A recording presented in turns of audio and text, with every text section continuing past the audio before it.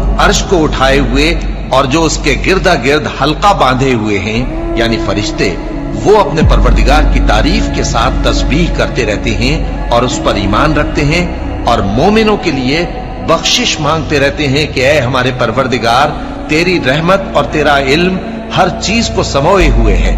तो जिन लोगों ने तौबा की और तेरे रस्ते पर चले, उनको बख्श दे और दोज़ख के अजाब से बचा ले।